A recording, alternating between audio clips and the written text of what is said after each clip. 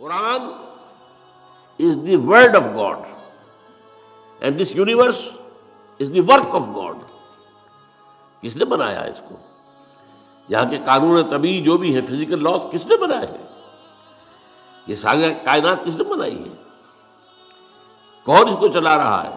یدبر الامر من السماء الى الارض، کون؟ اللہ. تو word of God Quran, work of God کائنات، ان دونوں میں کوئی تضاد تو ممکن نہیں ہے. عام انسان کے بھی قول و فعل میں تضاد ہو تو ہم اسے سمجھتے ہیں بڑی گھٹیا بات ہے. آپ کا قول یہ ہے، آپ کا عمل یہ ہے. اللہ کے قول اور عمل کے اندر تضاد کیسے ہو سکتا ہے؟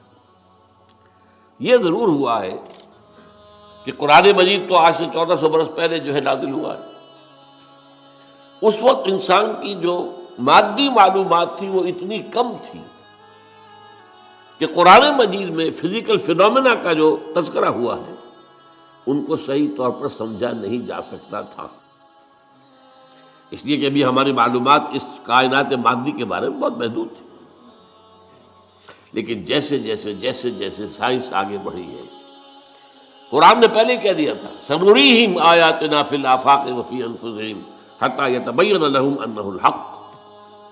یہ ہم قرآن تو آج دے رہے ہیں تمہیں، لیکن ہم اپنی آیات، نشانیاں آفاق اور انفس میں دکھائیں گے اور دکھائیں گے، یہاں تک کہ یہ بات تم پر بالکل واضح ہو جائے گی، مبرہن ہو جائے گی یہ قرآن حق.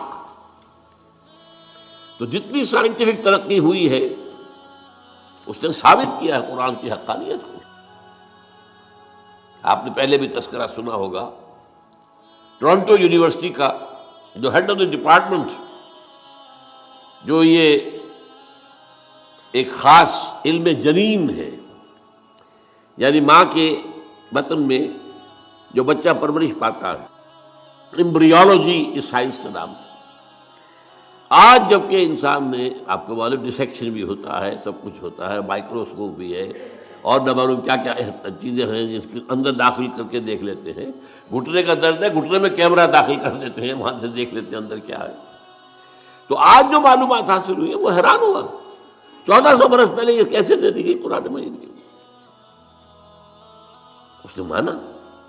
مورس بوکائی نے یہ مانا، فرینچ سرجن تھا، شاہ فیصل اس کے پاس علاج کے لیے گئے تھے، وہاں انہوں نے قرآن پیش کر دیا اسے. انہوں نے کہا میں کیسے پڑھوں گا اس کو، یہ تو عربی میں. انہوں نے کہا کوئی بات نہیں، میں آپ کے لیے استاد منگا دوں. تو بادشاہ کے لیے کیا مشکل تھا، سعودی عرب سے لا کر ایک ٹیوٹر رکھ دیا گیا ان کے پاس. اس نے عربی سیکھی، پھر قرآن پڑھا، پھر کتاب لکھی، the Bible, the Quran and the science. اور اس میں یہ ثابت کیا اور اقرار کیا کہ قرآن میں کوئی شے وہ نہیں ہے جسے سائنس نے غلط ثابت کیا ہو.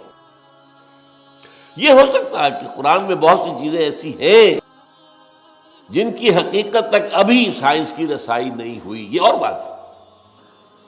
لیکن کوئی شے ایسی ثابت ہو گئی ہو کہ قرآن کی یہ بات غلط ثابت ہو گئی ہے.